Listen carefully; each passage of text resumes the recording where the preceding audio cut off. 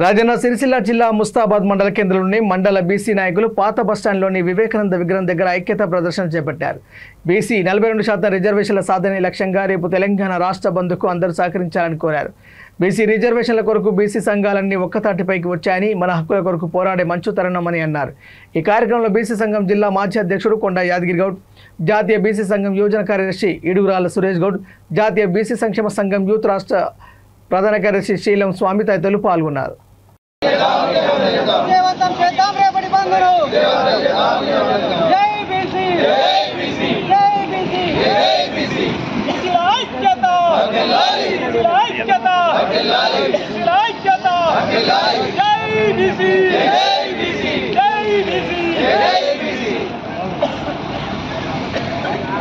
యావత్ తెలంగాణ వ్యాప్తంగా చూస్తూ ఉన్నాం. ఒక మంచి శుభ పరిణామం.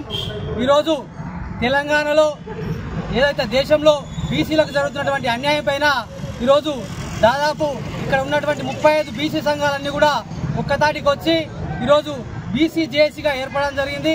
ఇది మంచి పరిణామం అని చెప్పి అందరం హర్షిస్తూ ఉన్నాం. ఈ యొక్క శుభ పరిణామాన్ని బీసీలందరం కూడా ప్రజల్లోకి తీసుకుపోదాం. మనమందరం కలిసికట్టుగా ఉండి మనకు కావలసినటువంటి హక్కుల కొరకు మనం పోరాటం చేస్తాం.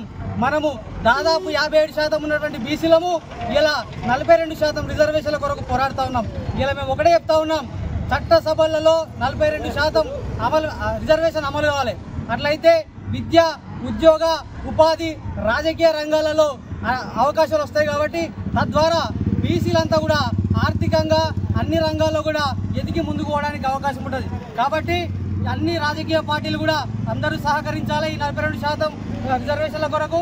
అలానే బీసీ జేఏసీ రేపటి రోజున ఏదైతే తెలంగాణ వ్యాప్తంగా బంద్కు పిలుపునిచ్చిందో ఆ బంద్ కూడా సంపూర్ణంగా అందరూ కూడా వర్తక వ్యాపార వాణిజ్య వ్యాపారులు అందరూ కూడా సహకరించాలి. ఈరోజు ముస్తాబాద్ మండల కేంద్రంలో బీసీ జేఏసీ నాయకులందరూ కూడా సమావేశమై అన్ని షాపులకు కూడా షాపుకు తిరిగి రేపటి బంద్ గురించి చెప్పడం జరుగుతుంది. ఈ యొక్క శుభ పరిణామాన్ని అన్ని సంఘాలు, అన్ని కులాలు అందరూ కూడా అర్థం చేసుకోవాలి. తెలంగాణలో దాదాపు 130 బీసీ కులాలు ఉన్నాయి. బీసీ కులాలు కూడా అందరం ఒక్కతాటి మీకు రావాల్సినటువంటి అవసరం ఉంది. రాజకీయాలు పక్కకు పెట్టి, సంఘాలన్నీ పక్కకు పెట్టి బీసీ నినాదంతో మనమంతా పిడికిలు బిగించి మనకు కావలసిన హక్కుల కొరకు మనం పోరాడేటువంటి శుభతరుణం వచ్చింది. ఎందుకంటే ఆనాడు తెలంగాణ ఉద్యమప్పుడు కూడా ఈ రకంగా ఉద్యమం రాలేదు, బీసీలంతా కూడా ఒక్కటి కాలేదు. కానీ ఈనాడు బీసీ సంఘాలన్నీ ఒకటేనే. కాబట్టి ఈ యొక్క శుభ పరిణామాన్ని ప్రజలందరూ అర్థం చేసుకోవాలి. మనకు కావలసిన హక్కుల కొరకు పోరాటం చేయడానికి ఇది శుభ పరిణామము. ఈ యొక్క సందర్భంలోనే మనకు కావాల్సినటువంటి రిజర్వేషన్లు మనం సాధించుకోవాలి.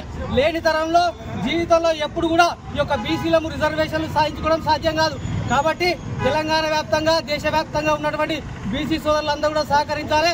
దీంతో పాటు అగ్రవర్ణాలు ఉన్నటువంటి అందరూ కూడా చేతులు జోడించి కోరుతా ఉన్నాం. మేమెంతో మాకంతే అనే విధంగా చెప్పాలంటే మేము 57% ఉన్నాం, కానీ మేము 42% రిజర్వేషన్ అడుగుతా ఉన్నాం. దయచేసి మీరు కూడా అందరికీ చేతులు జోడించి కోరుతా ఉన్నాం. మా అందరూ కూడా, మా బిడ్డలందరూ కూడా రేపటికి భవితవ్యం ఉండాలంటే, రేపు మాకు కూడా భవిష్యత్తు ఉండాలంటే పూర్వలేఖ అగ్రవర్ణాలు హైకోర్టులో కేసు వేయడం జరిగింది. కోర్టు స్టే ఇవ్వడం జరిగింది. స్టే నిరసనగా తెలంగాణ బీసీ జేఏసీ తెలంగాణ బంద్కు పిలుపునివ్వడం జరిగింది.